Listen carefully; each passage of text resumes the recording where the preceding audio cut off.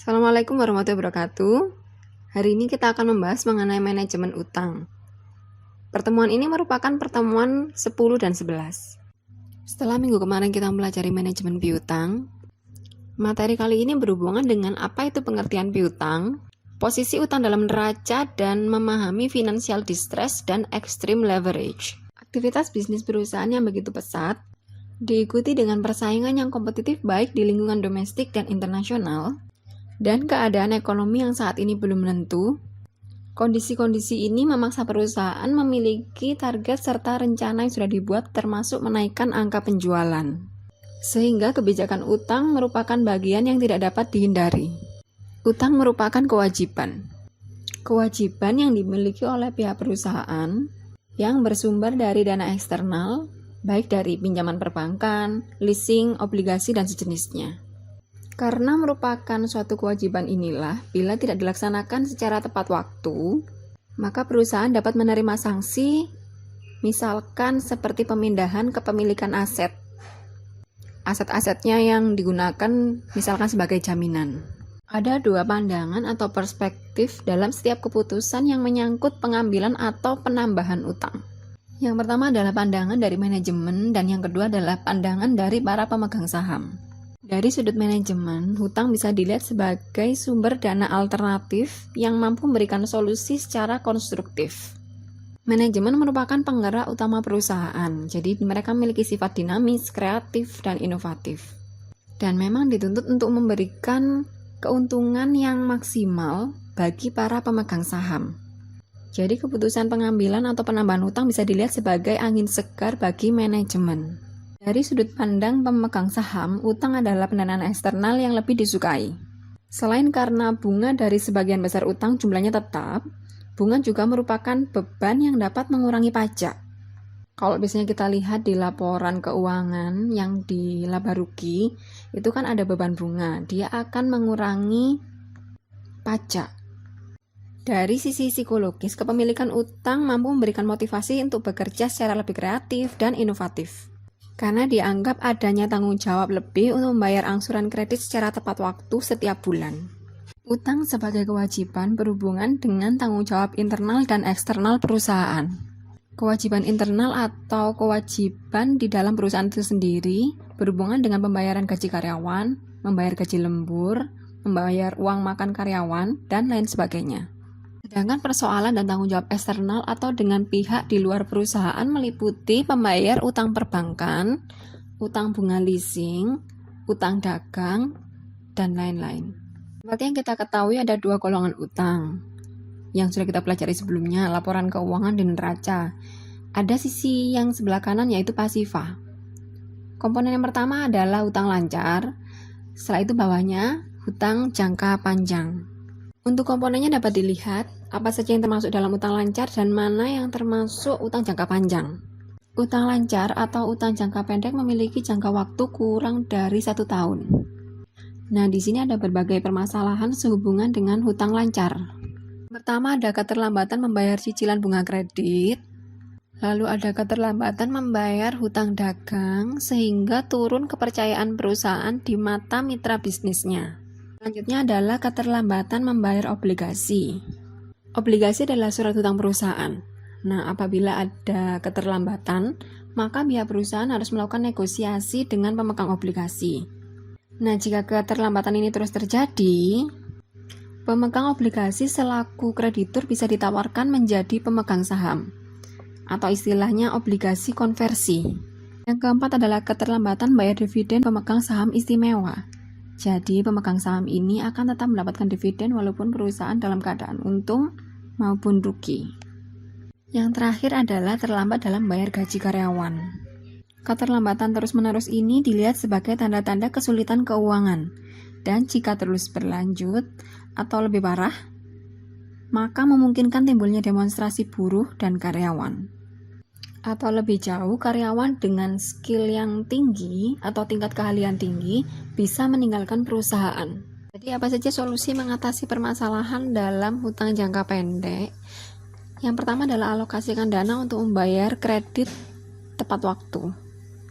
Karena bagaimanapun kewajiban harus didahulukan. Lalu kewajiban ini tetap harus diseimbangkan dengan dana untuk kegiatan operasional perusahaan. Selanjutnya adalah mengawasi alokasi utang jangka pendek, di mana pembayarannya juga dari sumber dana jangka pendek saja. Artinya, pinjaman jangka pendek untuk kebutuhan jangka pendek, dan sebaliknya, dana jangka panjang untuk kebutuhan jangka panjang. Yang terakhir adalah pengawasan secara ketat terhadap kewajiban seperti membayar gaji karyawan, beban listrik, beban telepon, PDAM, karena bagaimanapun tagihan-tagihan ini berhubungan erat dengan kegiatan operasional perusahaan. Selanjutnya kita akan masuk ke permasalahan apa saja yang biasanya terjadi di hutang jangka panjang. Penggunaan dana jangka panjang biasanya untuk pembangunan pabrik, pembelian tanah, gedung, mesin, dan lain sebagainya. Pengalokasian penggunaan kebutuhan dana jangka panjang ini harus dicari juga dari sumber dana jangka panjang. Permasalahan yang sering terjadi adalah ketika perusahaan mengambil kebutuhan dana jangka pendek, diambil dari sumber dana jangka panjang. Nah, kondisi ini akan menimbulkan kredit macet. Nah, permasalahan lain adalah jika manajer keuangan mengambil tindakan gegabah yang tidak terencana dengan matang dan mengambil dana jangka panjang untuk membiayai proyek yang tidak memiliki nilai profitable atau tidak menguntungkan. Nah, proyek yang tidak layak ini tapi dipaksakan untuk dilaksanakan akan membawa kerugian yang akan diterima oleh perusahaan.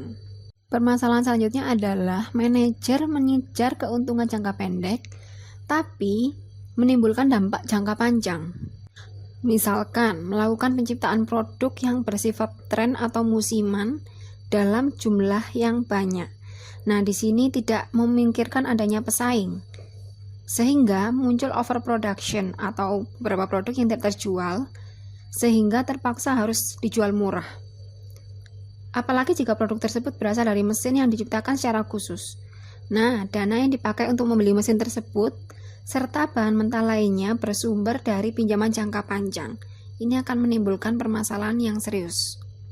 Permasalahan terakhir masih berhubungan dengan alokasi dana pinjaman jangka panjang yang memang hanya boleh dipakai untuk membelanjai proyek jangka panjang. Jika perusahaan memiliki kewajiban membayar hutang yang sudah jatuh tempo, tetapi dananya belum ada, dan mempergunakan sumber dana jangka panjang, ini yang akan menyebabkan kredit macet. Jadi apa saja solusi untuk mengatasi permasalahan dalam hutang-hutang jangka panjang? Yang pertama adalah menghindari penggunaan jangka panjang untuk kebutuhan jangka pendek. Misalkan memakai dana hasil penjualan obligasi untuk membayar gaji, bayar listrik, telepon, dan lain-lain. Nah, ini merupakan keputusan yang tidak tepat. Yang kedua adalah mengedepankan prinsip kehati-hatian atau prudential principle dan buat keputusan proyek yang matang, jadi hindari bersifat gegabah dan tidak cermat. Selain itu, hindari pula produksi barang-barang atau jasa yang hanya mengikuti tren sementara. Yang terakhir adalah pahamilah kondisi mikro dan makroekonomi secara jangka panjang baik dalam negeri maupun luar negeri, karena ini berhubungan dengan kegiatan operasional perusahaan. Nah, jika suatu perusahaan mulai memasuki masa kesulitan keuangan, ini yang disebut dengan financial distress. Jika kondisi ini tidak segera diatasi, maka bisa berakibat pada kebangkrutan usaha. Jadi, financial distress adalah tahap penurunan kondisi keuangan yang terjadi sebelum terjadinya kebangkrutan atau likuidasi. Maka Anda masih ingat apa itu likuiditas? Jadi, likuiditas ini untuk mengukur kemampuan perusahaan dalam memenuhi kewajiban jangka pendeknya. Contohnya, membayar listrik, telepon, PDAM, gaji karyawan, gaji lembur, dan lain sebagainya. Ada 4 kategori penggolongan financial distress. Yang pertama, kategori A, kategori B, kategori C, dan kategori D. Yang pertama adalah kategori A. Jadi di sini financial distress-nya sangat tinggi dan membahayakan perusahaan. Kondisi ini bisa membawa perusahaan dalam keadaan yang bangkrut atau pailit. Jika perusahaan di posisi ini, biasanya mereka akan melaporkan kepada pengadilan bahwa perusahaan dalam kondisi bankruptcy atau pailit dan akan menyerahkan berbagai urusan untuk ditangani oleh pihak luar perusahaan. Jika kategori A merupakan kategori yang sangat tinggi, kategori B juga masih dinilai tinggi dan dianggap berbahaya. Pada kondisi ini, perusahaan harus memikirkan berbagai solusi realistis untuk menyelamatkan aset-aset yang dimiliki. Lalu keputusan untuk melakukan merger atau penggabungan perusahaan dan akuisisi atau pengambil alihan perusahaan bisa dilakukan. Dan dampak lain dari financial distress kategori B adalah dilakukan PHK atau pemutusan hubungan kerja serta pensiun dini. Yang ketiga adalah financial distress kategori C atau sedang. Di sini perusahaan dianggap masih mampu atau dapat menyelamatkan diri dengan melakukan tindakan penambahan dana, baik yang bersumber dari internal maupun eksternal. Namun di sini perusahaan harus mulai melakukan perombakan berbagai kebijakan dan konsep manajemen yang sudah diterapkan selama ini. Jika perlu, mereka akan melakukan perekrutan tenaga ahli baru yang memiliki kompetensi yang tinggi untuk ditempatkan di posisi-posisi strategis. Nah, tugasnya apa? Yaitu untuk mengendalikan dan menyelamatkan perusahaan, termasuk untuk menggenjot target dan memperoleh laba. Yang terakhir adalah financial distress kategori D atau rendah. Pada kategori ini, perusahaan dianggap hanya mengalami kesulitan finansial yang temporer atau sementara. Karena umumnya bersifat jangka pendek, biasanya kondisi ini bisa cepat diatasi dengan mengeluarkan financial reserve atau cadangan keuangan yang dimiliki. Keputusan lain untuk menyelesaikan financial distress kategori D adalah dengan menjual obligasi atau dengan menerbitkan saham baru, meminjam ke perbankan, atau menerbitkan right issue. Nah, right issue sendiri adalah penjualan saham yang terbatas dan hanya ditawarkan kepada pemilik saham lama saja. Jadi, menghindari masuknya pemilik saham baru. Keputusan berutang biasanya dianggap sebagai suatu solusi untuk mempercepat aktivitas produksi dan mempertahankan posisi perusahaan agar terus bisa beroperasi. Tetapi kondisi mikro dan makroekonomi tidak bisa selalu diprediksi dengan tepat. Perlu dipahami bahwa adanya utang yang terus tumbuh tanpa adanya pengendalian akan menimbulkan penurunan nilai perusahaan. Nah, pada gambar di samping bisa dilihat adanya garis utang yang terus meningkat. Di sini bisa dilihat bahwa kebijakan utang pada posisi awal dianggap efektif untuk menaikkan nilai perusahaan. Namun, pada saat hutang terus bertambah dan kondisi perusahaan terjebak pada extreme leverage, maka ini akan menimbulkan dampak lain, yaitu menurunnya nilai perusahaan. Pada kondisi extreme leverage ini, akan muncul pertimbangan apakah perusahaan mampu untuk membayar hutangnya. Sekarang kita akan membahas mengenai perputaran aktiva dan tingkat keuntungan berdasarkan aktiva. Karena dengan mengetahui persoalan ini, diharapkan manajemen bisa menghubungkan dengan kondisi hutang yang dimiliki.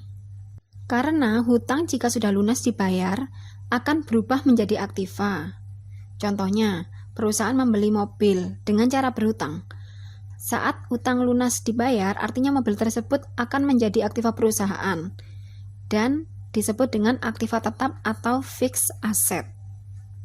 Adapun rumus untuk menghitung perputaran aktiva yaitu dengan membagi penjualan dibagi dengan total aktiva. Penjualan bisa dilihat di laporan keuangan laba rugi yang akan dibagi dengan total aktiva yang bisa dilihat di laporan keuangan neraca di sisi kiri atau aktiva bagian bawah. Untuk menghitung total aktiva kita sudah tahu ya, yaitu aset lancar ditambah dengan aset tetap. Selanjutnya adalah menghitung tingkat keuntungan berdasarkan aktiva, yaitu rumus yang pertama kalikan dengan 100% atau penjualan dibagi dengan total aktiva kali 100%. Selanjutnya kita lihat di neraca PT ABC, latihan soal. Di sini diketahui bahwa total asetnya yaitu 1.770.000.000. Karena neraca harus balance, maka total liabilities-nya atau pasifanya juga sama, yaitu sebesar 1.770.000.000. Jika diketahui penjualannya merupakan 2.430.000.000 dengan penghasilan laba operasi dari penjualan sebesar 12,5%, maka hitung perputaran aktiva perusahaan dan hitung pula tingkat keuntungan berdasarkan jumlah aktiva yang dimiliki. Selanjutnya, hitung perputaran aktiva dan tingkat keuntungan berdasarkan jumlah aktiva yang dimiliki jika terjadi peningkatan penjualan menjadi 3.100.000.000 dan bila terjadi penurunan menjadi 2.100.000.000. Tugas selanjutnya adalah jelaskan keuntungan dan kerugian dari setiap keputusan manajer keuangan dalam menyelesaikan financial distress. Jadi, apa saja keuntungan dan kerugian jika perusahaan memutuskan untuk menjual obligasi, lalu jika menerbitkan saham baru, jika meminjam ke perbankan, dan keuntungan dan kerugian jika menerbitkan right issue. Karena setiap keputusan yang diambil oleh manajer keuangan ini akan memberikan dampak yang signifikan, entah itu dampak positif, misalkan bisa lepas dari financial distress, atau malah sebaliknya jika dia salah memutuskan. Materi manajemen utang dan kedua tugas ini akan saya hitung sebagai pertemuan ke-10 dan 11. Silakan dikerjakan, kirimkan dalam bentuk PDF sebelum pertemuan selanjutnya, yaitu tanggal 4 Juni 2020, hari Kamis. Jika ada pertanyaan, silakan tulis di kolom komentar di Lensa. Terima kasih atas perhatiannya. Wassalamualaikum warahmatullahi wabarakatuh.